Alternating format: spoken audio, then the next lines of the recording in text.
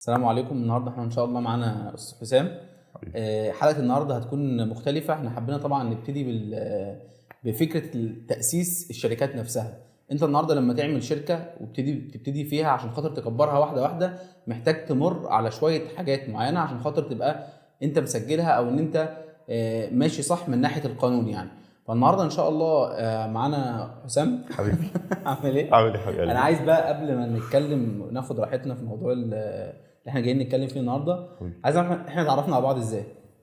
يعني تقريبا دي تكون بالنسبه لهم حاجه جديده. يعني هل انت كنت تتوقع كنت تعرف مثلا عندك موجود معاك في المنطقه؟ لا خالص والله خالص. إيه هي اللي كانت حصل؟ بالصدفه البحته ان انا عندي الشقه بتاعتي وعاوز اوضبها وبتاع، فدورت على السوشيال على ميديا السوشيال عادي. ميديا عادي زي ما الناس بتعمل، وسمعت ناس وشفت ناس وجبت ناس واتفرجوا وبتاع، بس انا حسيتهمش كلامهم قوي. وكلامهم ما ريحنيش، عارف، هي بتبقى راحه نفسيه شويه. وبعد كده بقى ايه، التقيت بيك وساعتها طبعا اتاخرت عليك جدا يعني كالعاده يعني، وبس. وطبعا بقى ايه يعني، تسلسل الاحداث بدانا نعرف ان احنا اصلا جيران، وبدانا نعرف ان احنا من منطقه واحده. انا فاكر اصلا على فكره حسام اصلا هو الملك بتاع شقه الجاردين اللي انتوا بتشوفوها دلوقتي دي. الفكره ان احنا اصلا بعد ما جينا حصل موقف كده مش لطيف بعد ما قعدنا في المكتب. لما المفتاح بتاع العربيه اتحبس في العربيه. المفتاح اتحبس في العربيه، فانا خدته طبعا، نعرف ناس عندنا في المنطقه هناك، فخدته ورحنا بتاع مفاتيح. هو اتفاجئ ان احنا رحنا للمكان اللي اصلا جنب بيتك اصلا. بالظبط. هو انت ازاي بيتي هنا؟ وبيتك الاثنين وحتى انا سايب انت طلعت عارفهم همام وحذيفه البراء والناس دي كلها. ربنا يبارك لهم والله جميعا. فسبحان الله انا حتى الفتره دي كلها، انت بقالك قد ايه مثلا في القطاميه؟ انا من 95 تقريبا. يعني تقريبا الفتره دي كلها ما شفناش بعض ابدا. ناس عمليه من الشغل من الشغل البيت من الصبح لليل على طول مفيش. وخلاص على كده. انا شفت حتى لما كنا انت ما كنتش بتفضى اصلا ان انت تيجي الشقه تبص. لا خالص، انا الشقه هو بقى لنا 3 شهور تقريبا بتاع، ما فيش وقت اصلا. هو على الجروب بتاعه زي الفل. ربنا يعينك بصراحه. طيب احنا دلوقتي عايزين نبتدي نبذه كده تعرفيه عنك. بدات ازاي المشوار وايه تخصصك اصلا وازاي تدرجت واحده واحده لغايه ما بقيت محاسب قانوني؟ تمام. انا اولا خريج كليه تجاره جامعه الازهر. انا بحب الحسابات اصلا وبحب المحاسبه، بحب الارقام بالنسبه لي عشق يعني. يعني ايام ما كنت في ثانوي. خلي بالك في ناس ما بتكره حاجه اسمها حسابات. لا الارقام نفسها بحس ان هي عارف في لغه حوار بيني وبينها يعني. ايام ثانوي مثلا ما كنتش بذاكر رياضه 2 الناس في الكليه بتصوت فيها، ما كنتش بذاكرها. انا كنت وقت البريك بتاعي او الفراغ بتاعي كنت انا بدندن فيها بس. بحب تشوف الرقم الرقم قدامي كده بيفرحني، عارف انت. خرجت من الكليه. قبل ما اتخرج من الكليه طبعا انا والدي خلاني برضو فتح لي الرؤيه شويه. قال لي بدل ما تبقى تشتغل بره وتشتغل كده، لا خليك متخصص. انت بتحب الارقام والحسابات وكده، انزل اتمرن في مكاتب محاسبه. طبعا انا ما كنتش فاهم يعني مكتب محاسبه، كنت فاكره عادي يعني زيه زي اي شركه. برضو ما كانش عندي وجهه كنتش فاهم الموضوع معرفه بيه خالص. ما اعرفش حتى ايه التدرج. طب انا هبقى ايه؟ طب انا نزلت؟ طب ما اعرفش. كان في احد الاصدقاء للوالد، وهو يعني هو متبنيني في المهنه، وهو استاذي ومعلمي في الموضوع دوت. نزلت اتمرنت وانا في تانية كليه. ما شاء الله. يعني انت وانت في الكليه وانا من تانية كليه طبعا. في اولى مش عاوز اقول لك ما كنتش شاطر بقى والناجح والكلام اللي انا بقول، لا خالص جدا خالص يعني انا شلت مادتين والدنيا ما كانتش معايا احسن حاجه خالص.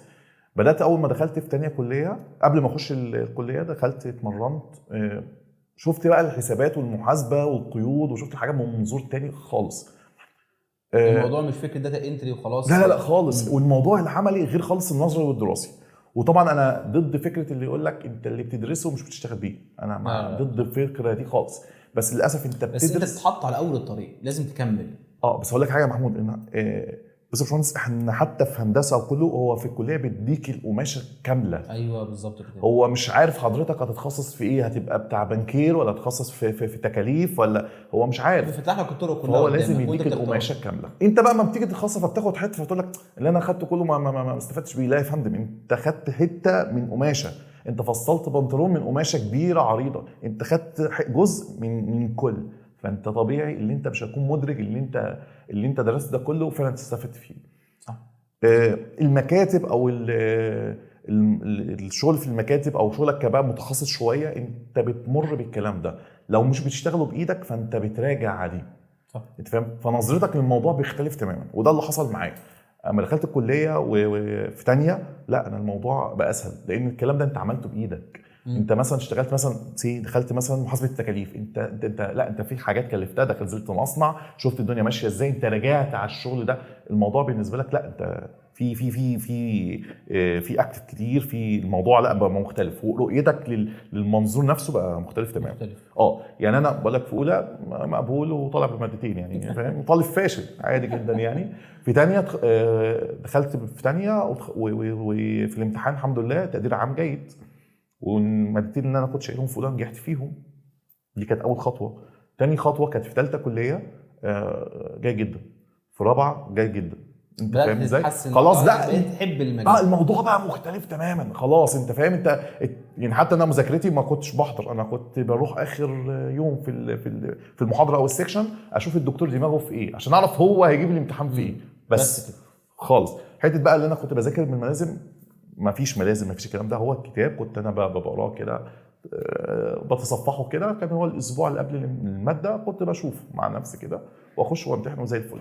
واللي خلاني برضو ما اجيبش الامتياز او الكلام ده مش تقصير مني، لا انا كل المواد المحاسبيه عندي الحمد لله كلها امتياز. اللي اثر معايا اللي انا اصلا في الحفظ صعب، ما بعرفش احفظ خالص، وانا بما اني ازهري فكان عندي مواد شرعيه وكان عندي قران، فده اللي ظبط معايا التقدير يعني، ده اللي اثر معايا اللي اثر معايا في التقدير. اما غير كده الموضوع كان هيختلف تماما. اول ما اتخرجت طبعا نزلت في المكتب اللي هو لا وانا بقول لك في ثانيه كليه وانا في المكتب، انت لسه كنت موجود لغايه وانا في ثانيه كليه وانا في المكتب، خدت ثانيه كليه وثالثه ورابعه. اول بقى خلاص ما بقيت في الرابعه انت خلاص بقيت متفرغ للمهنه نفسها، بقيت خلاص انت عندك تطلع اخد الستيب الثاني، اخد الخطوه الثانيه، الا وهي بقى اللي انا بصراحه بعتبر اللي بيتخرج من الكليه دي البدايه بصراحه، مش هي النهايه. لا خالص، هي دي انت لسه انت لسه بتقول بسم الله الرحمن الرحيم، انت بتفتح الباب بقى للدنيا بقى، انت هتشوف هعمل ايه بقى، تعمل ايه، تطور من نفسك وتشوف ايه ناقصك وتتعلم حاجه جديده. بالظبط، الموضوع بيبقى شويه. طبعا برضو هقول لك مش اي حد هيمشي في مجال المكاتب المحاسبه، مش عشان الامكانيات بتاعته، لا الامكانيات انت ممكن تطور امكانياتك وممكن تبقى اشطر بني ادم، مش القصه بقى الاستحمال المادي، لان طبعا انت اول ما بتبتدي في المكاتب المحاسبه تقديرك المادي او بيكون ضعيف، لا شيء. يعني في بعض المكاتب ما بتديش اصلا مرتب، في بعض الاماكن بتديك بس البدل بتاع الانتقال بتاعك، فالموضوع بالنسبه لك انت ممكن تقعد 3-4 سنين العائد المادي عندك زيرو. مش اي حد هيستحمل القصه دي يعني. صح. الموضوع بيبقى عوامل اخرى مش عامل الشخص نفسه، بالذات في الظروف الصعبه دلوقتي. في الظروف اللي احنا فيها دي. فانت برضو معلش انت اتخرجت من الجامعه مش هتخلي والدك يصرف عليك او بتاع، الا بقى لو الدنيا معاك ايه افضل، يعني افضل شويه. فالمجال بتاع مكاتب المحاسبه مش اي حد يتمرس فيه ويخش فيه، وزي ما قلت لك هو ادمان، اللي هيدمنه هو برضه مش هيعرف ياخد الخطوه اللي ورا ويرجع ليه. صح. بس انت المفروض التدرج برضه بتاعه، انت المفروض اول ما بتتخرج بيتامن عليك في مكتب محاسبه ايا كان المكتب اللي انت فيه، وبتقعد 3 سنين تحت التدريب، تبقى محاسب تحت التدريب. بعد ال3 سنين دولت انت بتخش امتحان تبع وزاره الماليه، تبع شعبه اسمها شعبه سجل المراجعين والمحاسبين. تاخد امتحان كده بسيط، مش بسيط يعني، هو كان الاول بسيط دلوقتي بقى يعني اصعب شويه، عشان تاخد الترخيص بتاعك وتبقى محاسب قانوني. وطبعا قصه انت بقيت محاسب قانوني دي مش اول المطاف، مش اخر المطاف، ده اول المطاف لسه ده انت لسه بتحط رجلك في اول بتفرق بقى انت كحجمك في السوق مثلا كمحاسب قانوني او كده، حجم الشركات اللي بتبقى معاك مش حجم الشركات اكتر ما هو كيان الشركه نفسه. يعني انا لحد ما ابقى محاسب قانوني انا ما ينفعش اعتمد ولا امضي ولا اعمل اي حاجه لاي شركه، انت لسه تحت التدريب، انت لسه الف ب. اول ما تمسك محاسب قانوني بيبقى عندك فئتين هي اللي تقدر تشتغل عليهم، اللي هو المنشآت الفرديه والكيانات الاشخاص او شركات الاشخاص، سواء بقى نعرف تضامن او توثيق. لا الكلام ده عايزين بقى نعرفه بقى بالتفصيل. تمام. يعني قول لي كده مثلا تدرج بقى الشركات. انا النهارده اعتبرني دلوقتي شخص لسه بقول يا هادي وهفتح بيزنس لحسابي، هفتح شركه ما فيهاش انا الموظف الوحيد اللي فيها، ايه اللي ممكن اعمله والخطوات بتاعتي اللي همشي بيها عشان خاطر اكبر الاستثمار ده او الشركه دي؟ بص هقول لك حاجه يا باشمهندس، هي برضو الموضوع مش بيتقاس بكده اكتر مما بيتقاس انت دلوقتي عاوز ايه وبعدين انت عاوز طموحك ايه، انت واصل لايه. لان برضو هقول لك على حاجه، انا دلوقتي ممكن اعمل لك حاجه او ناسس شركه او نعمل كيان تشتغل بيه دلوقتي، بس انت لو خدت الستيب الثانيه او خدت المرحله الثانيه او عاوز تتطور مش هتبقى على مقاسك.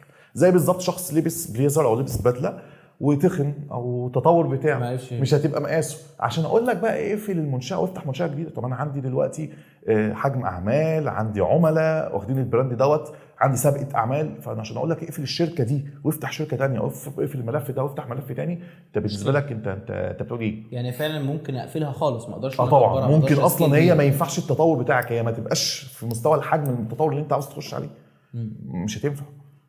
وده بنقيسه ده كفينا. يعني مثلا بيبقى بعض الاشخاص بتيجي متاسسه وشغاله ويجي مثلا اقول له لا انت مش هتنفعك معايا. يعني انت بالنسبه لك لو الشخص ده هو مش طموح او هيشتغل كيان فردي لمده طويله، او هو مش في دماغه ان هو يكبر البيزنس ده، يبقى خلاص يفتح منشاه فرديه. معاك، بس برضو المنشاه مش الفرديه مش الافضل، ليها ايجابيات وليها عيوب طبعا، لان هي بتبقى منشاه طبيعيه مش اعتباريه. يعني ايه؟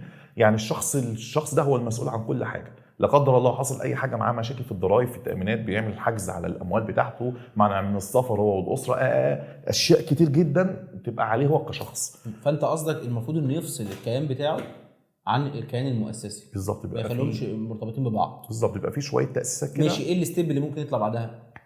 بمعنى اللي هي بعد اللي هو خلاص مش هيشتغل كيان بص، فردي، ان هو هيشتغل حاجه تانية، منشاه تانية. إيه معاك. يعني انا كشخص انا مش بفضل اصلا ولا شركات الاشخاص ولا المنشات الفرديه، بس بفضل دايما شركات الاموال.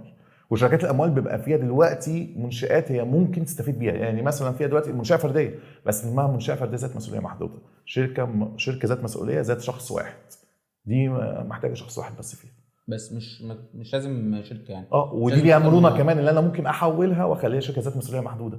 وممكن يبقى دي المفروض ان انا استارت بيها بالظبط كده. انت فاهم؟ بحيث ان انا برضو هدرس لك ايه الجوانب اللي حضرتك طموح ليها او هتشتغل فيها، والستيب التاني هتبقى عامله ازاي. غير الانشطه بتاعتك، النشاط بتاعك بيفرق معانا في تاسيس الشركه تبع قانون ايه. يعني اقول لك مثلا لا انت ينفع قانون 72، انت لا انت قانون 159، لا انت هينفعك حاجه ده. ليه؟ لان بيبقى في شويه اعفاءات وشويه حوافز استثماريه وشويه حاجات انت ممكن تستفيد بيها. ودي برضو بتبقى الفرق ما بين الاخوه او الزملاء المحامين والمراجعين او المحاسبين القانونيين. طيب انا دلوقتي مثلا ككيان دلوقتي طموح مثلا في البدايه انا مثلا اشتغلت استشارات هندسيه، بعد كده يعني الموضوع مقتصر على الاستشارات، الرسومات، التصميمات، الكلام ده كله. بعد كده انتقلت من الخطوه دي ان انا خلاص بقيت شغال مثلا تشطيبات. بعد كده من التشطيبات ببدا انا كشركه عايز اشتغل مقاولات، معايا بقى الخرسانات، معايا الحفر، التربه، الجسات، الكلام ده كله معايا من اول حفر متكامل، يعني معايا شغل متكامل. بعد كده في ليفل تاني ان انت مثلا ممكن تبقى مطور عقاري اصلا. فالكلام ده انا اصيغه ازاي عشان احطه انا في دماغي وامشي فيه ستيب باي ستيب زي ما انت قلت؟ هبدا باللي هي المنشاه اللي هي الفرديه دي، او المنشاه اللي هي ايه ذات مسؤوليه شخص واحد، ذات شخص واحد بالظبط. دي كمان شويه اقدر انا اكبرها اخليها شركه. طيب لما اوصل بقى لمطور عقاري، وممكن برضه اخليها ذات مسؤوليه. يعني ممكن انا برضه ده مش خيار الاوحد، يعني انا ممكن اخليها ذات مسؤوليه محدوده عادي، وانت شخصيا مثلا انت والزوجه بتاعت حضرتك هي مالهاش دعوه بالبيزنس بس ب 1%، وانت 99 كشريك بس عشان تكمله الاجراء او تكمله الاوراق مش اكتر ولا اقل. طيب انا دلوقتي مشيت واتدرجت ووصلت لغايه ما بقيت مطور عقاري. في تسمع مثلا الشركات يقول لك فئه 7، فئه 5، فئه 6. الموضوع ده ايه اهميته؟ لا ده ترخيص تاني ملوش دعوه خالص بتاسيس الشركه. دي الستيب التاني اللي انت بتقول عليه. ده حاجه اسمها اشتراك او رخصه التشييد والبناء، عشان حضرتك تبقى ومالوش دعوه بالمطور اكتر ما هو المقاول. عشان حضرتك تكون مقاول فانت حاجه لازم يكون في اشتراك اسمه اشتراك التشييد والبناء. طيب انا اشتركت فيه، اقل فئه بتبقى فئه ال7. طب ايه الفرق بين الفئه ال7 وال6 والثالثه والثانيه؟ ازاي اعلي فئه والكلام ده كله؟ بالظبط. احنا هناخدها برضو ايه بسرعه كده، مش هنخش تفاصيل، على حسب الاعمال وعلى حسب المشروع اللي حضرتك داخل عليه. بمعنى اللي داخل على مشروع عشان يعمل فيلا غير الكومباوند غير مدينه غير الكلام ده بالظبط كده. فكل مشروع بيتطلب من الجهه المانحه او جهه الاسناد اللي هي بتسند لك المشروع، بتقول لك يشترط مثلا اللي ياخد المشروع ده فئه ثالثه، فئه ثانيه، فئه اولى. طب اوكي انا هبتدي ستارت، فانا هستارت فئه 7. طب انا ازاي اطور نفسي من الفئه ال7 والفئه ال6 والفئه ال5؟ بيبقى 3-4 حاجات. اول حاجه بتبقى، خلينا نتكلم بس حاجه ثابته، انا بتكلم تشكيل وبناء، يبقى انا اصلا عندي شركه، عندي سجل تجاري، عندي بطاقه ضريبيه، انا عندي يعني انا عندي الاوراق الرسميه اللي انا اقدر اخش الشغل ده، مش لسه بقى هبدا. لا انا اوكي، انا عندي اصلا عندي سجل، عندي بطاقه ضريبيه، عندي قيمه مضافه، عندي ملف تاميني، لان لازم يتشرط فيه ان انت يكون عندك ملف تامين، لازم يكون مؤمن على مهندس ومحاسب وعامل او موظف. ده اساسي اصلا، ده اساسي عشان اخش اصلا، عشان احط رجلي كده في تشغيل البناء ده. بسم الله الرحمن الرحيم.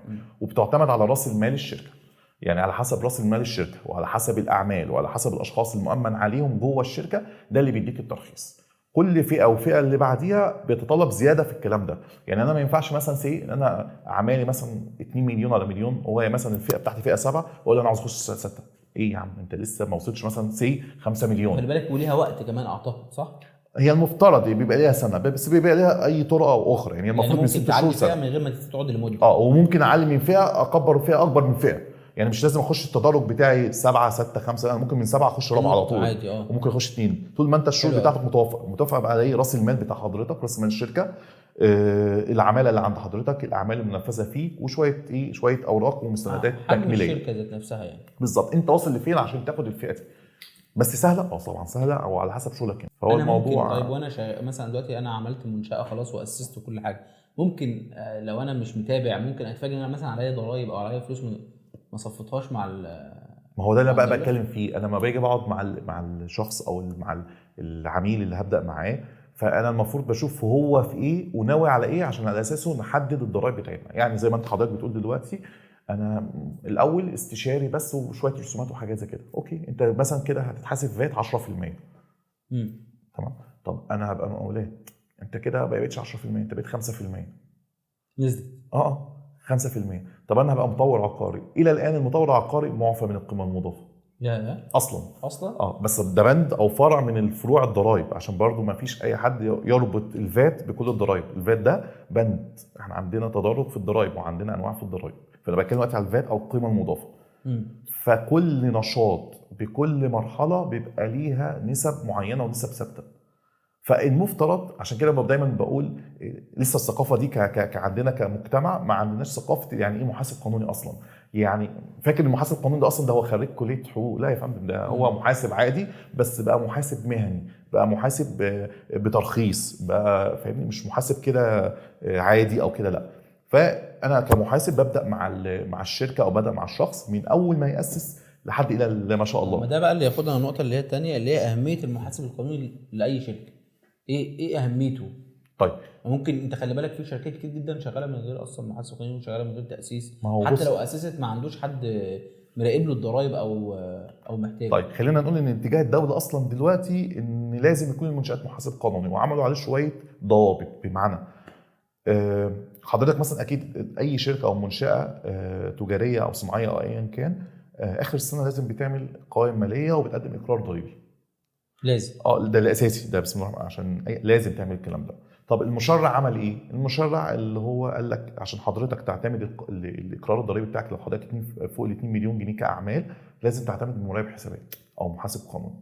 فدور هنا ظهر معاك مين؟ المحاسب او المراقب حسابات. بس برضه هقول لك ان في ناس الى الان فاكره ان محاسب قانوني ومراقب حسابات ده برضه ختم، انا بخش اختم وخلص الموضوع. لا يا فندم، انا قصتنا مختلفه تماما. انا قصتي المفروض انا الشخص المنوط بيه اللي انا اقوم بينك وبين الضرائب او اي جهه حكوميه في كافه بقى الامور المتعلقه اي حاجه. انا المفروض لغه الحوار. اصل انت لما تروح المأمور الضرائبي ويقول لك انت مثلا عليك غرامه طبقا للماده 87، وانت مش عارف ماده 87، فانت عيني ماشي موافق. لا، بس انت ليك حوافز وليك شويه اعفاءات وليك حاجات كتير.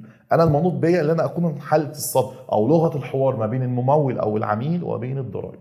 فدي شغلانتي اصلا. الفكره كلها ان انت ممكن انت كمنشاه لسه بتبدا، انت مش محتاج حد مثلا كفول تايم معاك. ما هو انا مش فول تايم، انا بعد استشاري، انا زي برضو اي شخص استشاري. اصلا كانها خدمه، كانك بتقدم خدمه وقت محتاجها، وعلى حسب كيان الشركه واعمالك انت. انا ممكن اكون معاك استشاره يوميه، شهريه، ربع سنوي، كل 6 شهور، على حسب حجم اعمالك انت. بس لازم في شركات لازم اكون معاك على طول. ما هو اصل برضه هقول لك على حاجه، انا برضه دوري مش قصه ان انا ضرايب بس، لا، انا عندي اقسام تانية. انا عندي قسم المراجعه، انا عندي ناس اشخاص لازم هي تراجع على المحاسبين. ما انت برضه زي ما بقول لك حجم اعمالك وصل فيه، فانت مثلا انت بشخصك، فانت المحاسب وانت صاحب الشركه وانت كل حاجه، بقى عندك اداره حسابات. انت عاوز، مش انت برضه اللي هتفضل تخش في التفاصيل وهات يا ابني راجع وهات اشوف. انت عاوز حد جهه خارجيه تبص لك وتشوف لك الكلام ده، غير تقول لك مثلا انت وضعك تمام، في حد من جوه كويس مش كويس. طب انا الدوره المستنديه بتاعتي او انا شغلي تمام ولا لا؟ طب انا ما حد من جهه خارجيه اصلا كحكوميه او كده هيجي يراقب عليا او يجي يفحصني، هيشوفك ازاي؟ يعني انا مثلا بيجي لنا شويه اشخاص بيبقى هو اصلا خسران، المنشاه بتاعته خسرانه فعلا، بس لازم يدفع ضريبه. ليه؟ لانك انت المستندات عندك مش قويه بالنسبه للضرائب. انت المستوى غير معتمد. غير معتمد يعني ايه؟ يعني انت جاي فاتوره مش ضريبيه، فبالنسبه له كضرائب لا، انا مش هعتمد لك الكلام ده. فتلاقي مثلا بيصفي لك من المصروف فيعظم الربح بتاعك، فتلاقي نفسك بتتحاسب على ضرائب لحاجات مش بتاعتي، انا خسران بالفعل، او انا ربحي مثلا 1% بس تعظم الربح بقى 5 6 7% ايا كان. ده المفروض بيبقى دور المحاسب القانوني او مراقب الحسابات معاك، اللي هو يبقى ظبط معاك واحده واحده، يقول لك خطوة لا بخطوة. خلي بالك انت كذا. انا مش بخليك مهر، عشان برضو في ناس تقول لك ايه يعني المحاسب القانوني بيخليني بتهرب من الضرايب. لا يا فندم، مش بخليك انا بخليك بيديك تجنب. حقك، هو بيديك حقك. بعمل لك تجنب للضرايب. يعني ايه تجنب؟ بخليك انت بدل ما انت شغال بورقه وقلم عادي، لا انت شغال بمستند، مش قصه بقى ايه دفتر وخلص الموضوع، لا انت بمستند بقيد، فاهم؟ فانا بجنبك الضرايب، مش بخليك متهرب من الضرايب. في فرق كبير من المعنيين. يعني في ناس تقول لك انت كده هتخليه يهرب من الضرايب، لا يا فندم، انا خليك تجنب. يعني ايه؟ انت المفروض انت حقك 1 2 3، انا هديك حقك، هديك حق وادي بالظبط. للدوله حقها. بس فعشان كده انا بقول لك دور المحاسب او المراقب حلوه الحسابات الحته ان دي، هو مهمه أوي. الخط الفاصل ما فعلا بين ناس كتير قوي الاثنين. مش فاهمه الجزئيه ما انا دي. بقول لك للاسف احنا لسه كشعب مصر او لسه المصريين مش واصل لهم الفكره دي. طبعا في فئات عارفه القصه دي، وفي فئات مثلا قبل ما تخش دي لازم يكون مراقب الحسابات معاه ومحاسب القانوني يدرس لي الموضوع ده. يعني المشروع ده ادرسه لي وقول لي الاصل الضريبي بتاعه ايه، وقول لي ما اعرفش ايه. طب وانا نفسي مستعد للكلام الخطوه دي ولا مش مستعد؟ يعني في ناس اوريدي اللي هم رجال اعمال هو عارف وماشي معاك لحظه بلحظه. بس انا بتكلم وانا بستهدف الناس الاصغر من كده، وبستهدف الاشخاص اللي هو وارد سنتين 3 4 ويبقى كيان. بس لو ما عملش حسابه الفتره من فترات على الحاجات دي هيقع. هيلاقي نفسه رجع زيرو فعلا تاني. دي حقيقه فعلا. طيب احنا عايزين نعرف برضو الفرق بين المحاسب والمحاسب القانوني والمحامي. دي تحس ان فيها لبس برضو ما بين الناس. لان انا مثلا محاسب قانوني بقول لي ما انت حضرتك خريج كليه تجاره كليه حقوق. لا يا فندم، انا مش ماليش دعوه بحقوق خالص. طيب هنمسك الجزئيه الاول، الفرق بين المحاسب والمحاسب القانوني. المحاسب هو شخص اتخرج من الكليه واشتغل في شركه عادي وخلاص، ارتضى بالشركه وبيفضل يتنقل من شركه لشركه وخلاص، وبيذاكر بقى، بيشتغل، بياخد كورسات ايا كان. فهو المحاسب ده بالنسبه للشركه اللي هو داتا انتري برضو انا مش عاوز نفس الطريقه ولا مش عاوز برضو اقلل من المحاسب. لا، هو المحاسب برضو بمذاكرته وبشغله بيتدرج، بيبقى محاسب وبعد كده بيبقى مراجع ومدير حسابات ورئيس ومدير مالي. بيبقى ليه تدرج. بس الفرق ما بينه وبين المحاسب القانوني ان هو مش بيربط الشغل المحاسبي بتاعه بالقانون. ماشي، بس ده تراك وده تراك. يعني انت محاسب تقدر تخش على محاسب قانوني؟ طبعا مفيش مشكله عادي يعني. عادي. بس طبعا بيها لها شروط، ان انت لازم تكون في مكتب ويتامن عليك 3 سنين في 5 يعني قصه كده. بس لازم، بس عادي سهل انت يعني تكون نقدر مهني. نقول ان هم 3 طرق، بس سهل انت تروح من طريق للتاني. بالظبط، سهل جدا. بس هي مش بتحتاج شويه تعب وشويه مذاكره يعني. بس الموضوع سهل. بس المحامي هو ملوش دعوه خالص بالمحاسب ده قصه وده قصه. يعني المحاسب والمحاسب القانوني هو ماشي في اتجاه، الاثنين في اتجاه. بس المحامي في اتجاه، هو ملوش دعوه بالارقام وليه دعوه بالقانون. هو ده اللي بيحصل فيه المشكله، ان هو بيجي ياسس لك شركه مثلا، بياسسها لك قانوني، انت معاك اوراق قانونيه، بس هو مش بيترجم لك الورق القانوني ده بيخدم على شغلك بعد كده في ايه. يعني المحامي يقدر برضو ياسس لك شركه يقدر، لكن بس برضه ملوش دعوه بالارقام. ملوش دعوه بالارقام. هيحتاج برضو محاسب قانوني، وهيحتاج في التاسيس برضه محاسب قانوني. لازم يكون في تعيين، قبول تعيين للمحاسب قانوني او مراقب حسابات. لازم يتعين في شركه ان هو مراقب حسابات. ما بص هقول لك حاجه، انت لو بصينا للقانون، القانون هو حط او المشرع قال لك ان لازم عشان اسس شركات اموال لازم يكون معاك مراقب حسابات ومستشار قانوني. طبعا المحامي لما يجي بيأسس بيبقى عنده واحد صاحبه محاسب قانوني فيختم له على الورقه ويديها له وخلاص. والمحاسب والمراقب حسابات او محاسب قانوني نفس الكلمه، بيبقى عنده محامي فزميل فبيمضي له البتاع وبيدي له الكارنيه وخلاص. بس هو المفترض او المشرع هو مش عامل كده. هو عامل عشان انت المفروض بقيت كيان كبير شويه، فانت المفروض يكون مؤهل بالكلام ده، يكون عندك مراقب حسابات على اليمين ومحامي على الشمال، والاثنين يشتغلوا معاك بالتوازي. بالظبط كده. مهم برضو دور المحامي في الشركه. طبعا. يعني انت في حاجات، في اجراءات، انت عقد انت مضيته في بند من العقد، انت ممكن ما تكونش رؤيتك ليه عادي ما فيش مشكله، بس ممكن يكون لفظ ومصطلح ويوديك في حته تانية خالص. وده برضو اللي بينقابله. والمشاكل برضو اللي بتحصل بينك وبين العملاء وبين الشركات، وممكن شركه اصلا ترفع عليك قضيه طبيعي. لا قصه كبيره. وهقول لك حاجه برضو يا باشمهندس، انت دلوقتي في وسط اللي انت فيه في المجتمع، انت بقى عندك قوانين متسارعه وتعديلات في القوانين. فانت مش، انت كطبيعي كصاحب شركه او صاحب منشاه، انت مش من الطبيعي ان انت هتواكب كل القوانين والحاجات والتعديلات والكلام ده، لا خالص. مش هيبقى عندك خلفيه بيها ولا علم بيها. فانت لازم يكون في حد معاك على طول بوش في الكلام ده. النقطه اللي عايزين نروح ليها بعد كده، نظره المجتمع اللي هو الضريبي ليه انا كشركه بقى، تشطيبات او مقاولات او مطور عقاري او الكلام ده كله.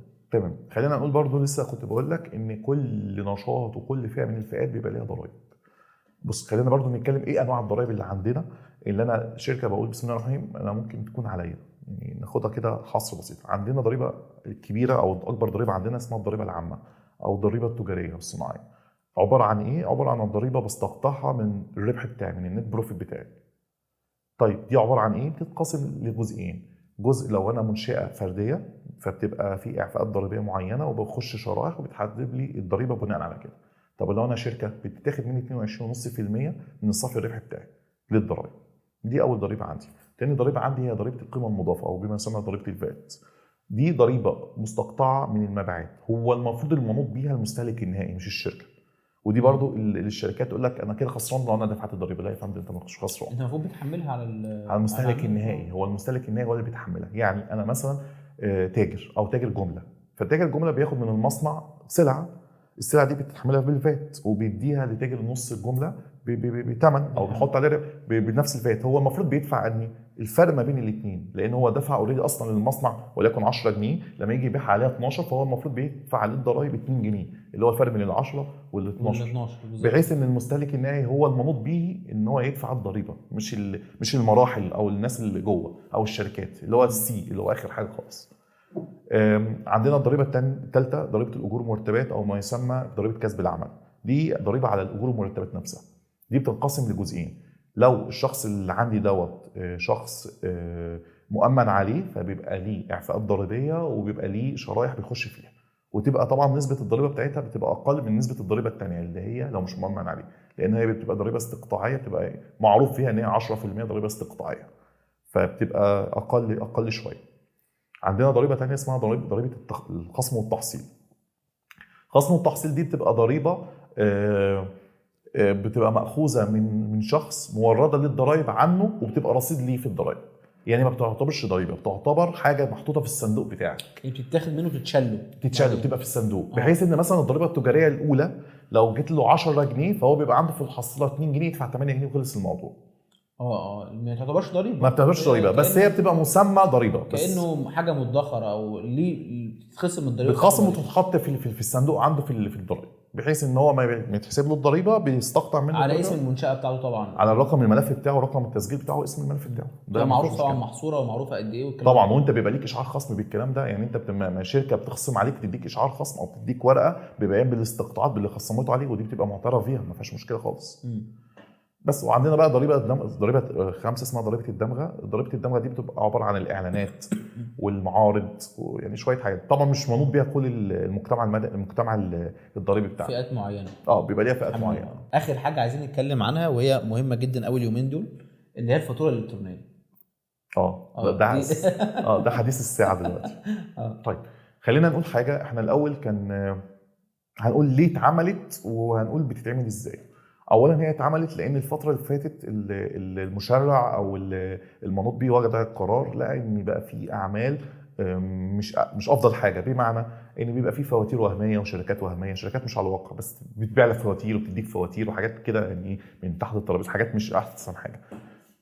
فعملت حاجه ما يسمى بالفاتوره الالكترونيه. طب ايه الفاتوره الالكترونيه؟ هو دوت بيعتبر عن سيستم او حاجه سيستم داخلي ما بين الشركه وبين العميل وبين هيئه الضرائب او مصلحه الضرائب المصريه، عشان يبقى كل حاجه تحت السبوت. بس يعني عندك سيستم واضح، انت حضرتك بتصدر فاتوره، فالفاتوره بتروح للعميل بتاع حضرتك وبتبقى واضحه قدام الضرائب اول باول، فهو بيبقى عارف طبيعي كده ايه الاعمال اللي الباشمهندس محمود عامل بيها خلال الشهر، بيبقى عنده حصر بيه على البورتال عنده، فهو على طول. فهو مش ودي بقى الخطوه الثانيه، لما يجي فحص ضريبي مش هيجي يقول لك ايه هات لي الورق مستندات، لا انت اوريدي كل الورق عنده خلاص، هيبقى بعد كده فحص الكتروني مش فحص مستندي ومكتبي. يعني كأن هم بيمهدوا للجزء ده بالظبط. ما هو ده تحت بند في الاخر اللي هو الشمول المالي. هو ايه معنى الشمول المالي؟ زي كده الملصق الالكتروني اللي اتحط على العربيات والكلام ده كله. بالظبط. هو وارد ان هو ما يكونش متفعل دلوقتي بس هو ليه فعاليه بعدين. وده كل اللي بيتعمل ده كله تحت الشمول المالي. اللي هو ايه الشمول المالي؟ انا اخلي حركه الاموال او حركه النقديه بين الافراد ايا كان اقل في الاقل لحد ما توصل للمعلومه، تبقى حركه الكترونيه. وانت ايه رايك فيه؟ والله هو ليها جانبين. يعني الجانب طبعا المشرق واللي هو لو تم استخدامه عشان اللي يتعمل بيه طبعا هيبقى شيء محترم. انت فاهمني ازاي؟ الشق الثاني ان للاسف بقى يتفرض عليه غرامات وحاجات لناس هم جاهلين بالقانون. انا معاك اللي انت خلاص نزلتها في الجريده الرسميه وعرفت المجتمع بيه، بس في ناس اصلا ما تعرفش ايه جريده رسميه، في ناس ما تعرفش اي حاجه خالص. يعني في ناس لسه ما فيش علم ولا درايه بالكلام ده كله، فلاقي مثلا حد جاي لي وعليه غرامه 33,500. ايه يا عم؟ عشان حضرتك لسه ما تقدمتش الفاتوره الالكترونيه. لان المفترض ان كان ليها مراحل وليها مده، المده ديت اول ما خلصت خلاص اي حد يصدر فاتوره ورقيه هو بالنسبه له لا يعتد بيها. طب الكلام ده ليه مش بيجي لهم اشعار بيه او حاجه؟ هو خلاص بينزل القانون او الحاجه من غير ما يجي لك اشعار، ما تبقاش عارف. ما هو بص، هو بينزل اشعار برضه يا باشمهندس، بس الموضوع برضه مش كده. يعني هو بيقول لك احنا زعنا في التلفزيون وعملنا بيها اعلانات وحاجات مرئيه وحاجات صوتيه، بس في ناس ما وصلهاش، وفي حاجات لسه برضه يعني فاهم، تقول لك مصلحه الضرائب الفاتوره الالكترونيه، اوكي حلو جميل، وبعدين مين يفهم مين يعمل الكلام ده؟ لسه الثقافه ديت احنا لسه بنقول ثقافه المحاسب القانوني مش عندي. فانت تقول لهم بقى ثقافه الفاتوره الالكترونيه وايصال الكتروني. طب ايه الفرق بين الفاتوره الالكترونيه والايصال الالكتروني؟ طب انا مين يعني؟ انا كشركه فاتوره الكترونيه وايصال الكتروني؟ ده انا حابب اقول لك ان في الضرايب نفسهم بيبعتوا للشركات هم مش منوط بيهم ايصال الكتروني، يقول له سجل في ايصال الكتروني، فيقول له لا انا مش منوط بيها الكلام ده، يقول له هات لي ما يفيد. طب انت المفروض عندك بالفواتير الالكترونيه اللي عندك على السيستم انت عندك حصر بالكلام ده. هو ايه الفرق بين فاتوره وايصال؟ الفاتوره ديت لو كيان قصاد كيان، شركه قصاد شركه، اوكي، يعني بي تو بي. طب الايصال بي تو سي اللي هو الجمهور، يعني مثلا السوبر ماركت، الحاجات ايصال الكتروني. اما الفاتوره اللي هو بي تو بي، فانا ما اجي اقول لشركه مثلا هي بي تو بي مالهاش دعوه اصلا بالجمهور، مالهاش دعوه باي حاجه، فاقول له سجل ايصال الكتروني يا فندم، انا مسجل الفاتوره الالكترونيه وانت عندك الداتا كلها عندك. صح، انت فاهم ازاي؟ فانت ما تجيش تقول لي ايصال وتقول لي هات ما يفيد، اطبع لك يعني الفواتير الالكترونيه اللي عندك على السيستم يعني، حاضر، فبقدمها له الفواتير اللي هي موجوده على البورتال يعني برضه تاخده على هواه برضه وتطبع له بالظبط. حتى ما انا بقول لك المشكله برضه المشرع هو بيعمل وما عنديش مشكله، بس المشكله ان حتى كمان العامل البشري اللي هو شغال على القصه دي المأمور نفسه، مأمور الضرايب لما بيجي يفحص معايا لحد دلوقتي هو بيفحص بالمستندي بالاوراق، مع ان انت الاقرار الضريبي ده هو المفروض عندك على الالكتروني على البوابه الالكترونيه، انا مقدمه وطالع عيني وما فيش مشكله، فانت المفروض ما تقوليش اطبع لي اقرار، لا يا فندم الاقرار عندك على البوابه، المفروض انت اللي تقولي كذا. الثقافه نفسها دي انت عملتها ما عنديش مشكله وقدمت لسه ما اتنفذتش صح، ما يعني مثلا هات لي حاجه مثلا زي مثلا يقول لك السيستم واقع. يعني ايه سيستم واقع؟ يعني برضه يعني عايز افهم يعني ايه سيستم واقع. انت عملت مثلا ان ما فيش اي مدفوعات حكوميه تدفع كاش، كله في البنك او في المأموريه، خلاص ما تقوليش السيستم وقع بقى، ما ينفعش اخش بقى بنك ويقول لي ايه اصل السيستم واقع. يعني ايه سيستم واقع؟ اخش 4-5 فروع ولا يقول لك السيستم واقع. يعني ايه سيستم واقع؟ طب انت اجبرتني على شيء، اوكي، انت المفروض تراعي بقى الاجبار دوت، اللي انت كل القنوات اللي انت فتحتها لي ديت تكون متوفره، ما لاقيش فيها عواقب وما لاقيش فيها مشاكل. فعلا دي مشكله. انا حتى لما كنت برخص عربيه في المرور هو لازم تدفع، مفيش كاش. لا مفيش كاش، اقول لك 5% على الكاش. طب او 5% على الكاش. طب ايه ادفع؟ لا والله السيستم واقع. السيستم واقع. عارف انت؟ طب انت بتحطني بمين انا المفروض بقى اعمل ايه؟ زي ما انت لا وغير كده خلي بالك في ناس كتير جدا جايه ما عندوش يعني ما عندوش فيزا ومش عامل حساب. بالظبط. هو قال لك بقى لف بقى، روح بقى ودور انت على اصحابك او حد من اللي واقف ابعت له. بص خلينا نقول برضو ان قصه كبيره بصراحه. هم وفروا الكلام ده برضو، اللي هو في الفيزا ميزه، والكروت مش لازم يكون عندك حساب بنكي، معاك محفظه عادي ممكن يتعمل، وفروا الكلام ده. بس برضو هرجع اقول انت بتخاطب كام مليون فئه؟ مين عنده ضرايب الكلام ده؟ انت بتقول انا بحطها في التلفزيون وبتاع، طيب كام واحد او كام انت عندك مجتمع، كام عينه من المجتمع بيسمع الكلام ده بيشوف الكلام ده؟ انا المفروض ما بخاطب المجتمع كله، الشعب كله، مش عينه من المجتمع. صح. فهي دي القصه، ان الثقافه دي كلها لسه مش موجوده، احنا لسه بعيده شويه. انا اي ما بعمل اي سيستم، السيستم ده منوط بيه حاجتين، ايه هو؟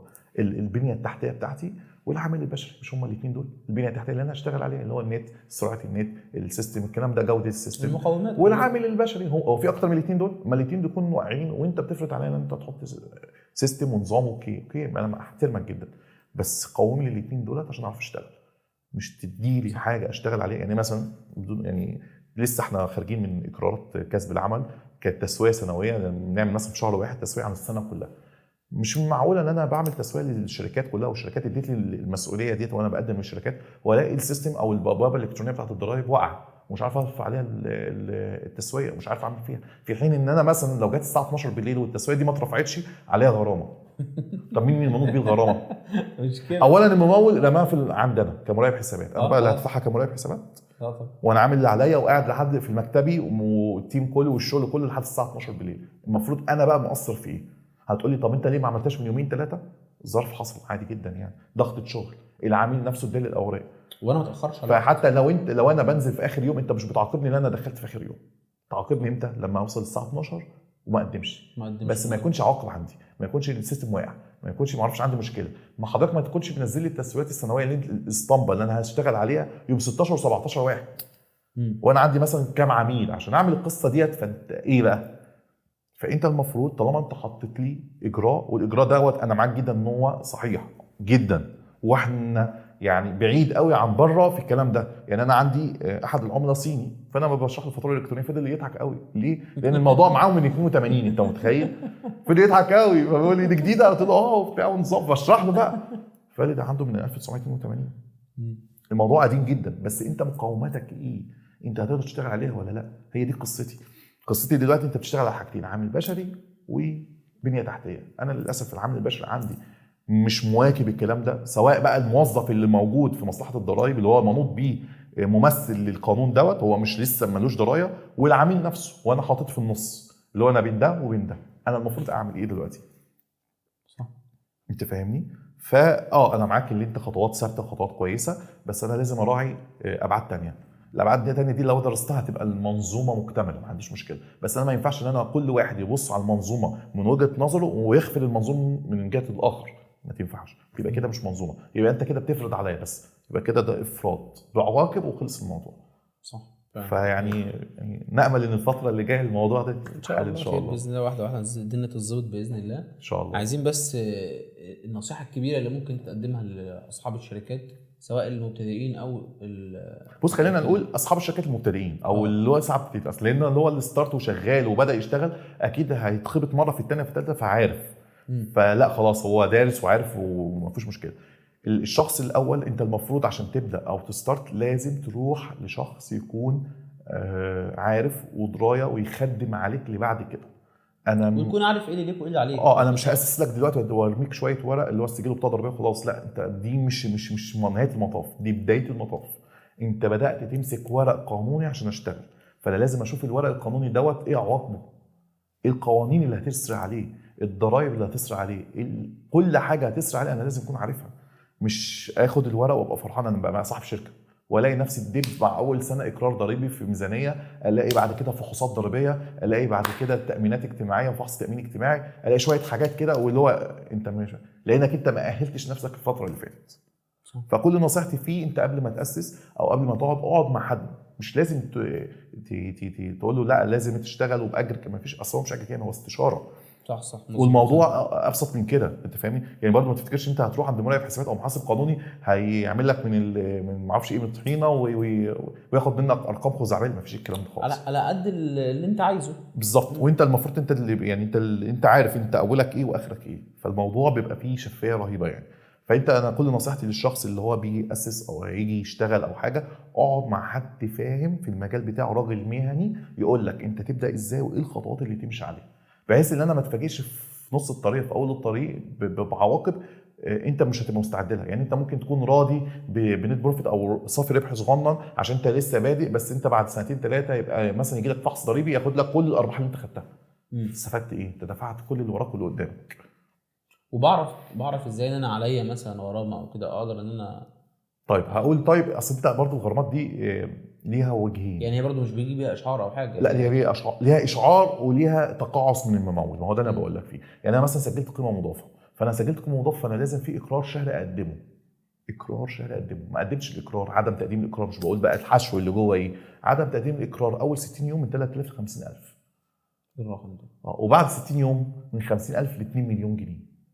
فانت كده ممكن تقدم مش اقرار لمده 90 يوم وانت باشا وفاكر ان انت خلاص انا معايا الورق الرسمي اهو، تلاقي نفسك في 2 مليون غرامه. 2 مليون جنيه والله كده عادي. ده عشان انت ما قدمت عدم تقديم، يعني مالوش دعوه عدم جوه الاوراق ده. وده اللي انا بتكلم فيه. انت معاك ورقه بس الورقه ديت ليها عواقب. الورقه دي هتفيدك وهتضرك، هتفيدك في شغلك بس ليها عواقب اللي هي ايه، عليها شويه ضوابط وعليها شويه حاجات انت لازم تراعيها وتشوفها. مهم قوي الناس تبقى عشان كده انا بقول لك، فانت فتحت طب اوكي، انت فتحت البطاقه الضريبيه الجميله شكلها، انت لازم تقدم اقرار سنوي بناء على القوائم او بناء على الميزانيات السنويه بتاعتك. ما قدمتهاش هي نفس الغرامه.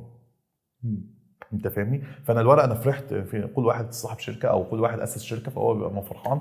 انا معايا الثلاث ورقات بتوعي، لا يا فندم هم الثلاث ورقات دول عليهم حاجات كتير قوي وعليهم عواقب كتير قوي وعليهم اشتراطات كتير قوي، انت لازم تراعيهم عشان ما تتفاجئش بشويه غرامات وشويه حاجات. انت انت فاهم، انت فاكر نفسك ان انت كسبان والدنيا معاك مظبوطه، في حين ان انت لا، انت العداد بيعد معاك وفي وقت من الاوقات هتدفع.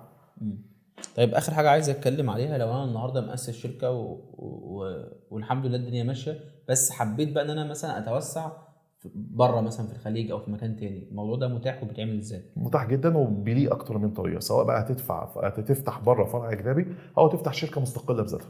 فليها ليها حاجات بيفرق كتير. من دوله لدوله طبعا كل دوله، اصل كل دوله بين دوله ودوله بيبقى فيها اتفاقات ضرائب. مين هو لما يجي يحاسب الضرائب يحاسب فين؟ في الدوله المستضيفه ولا في الدوله الاصليه؟ الاصليه.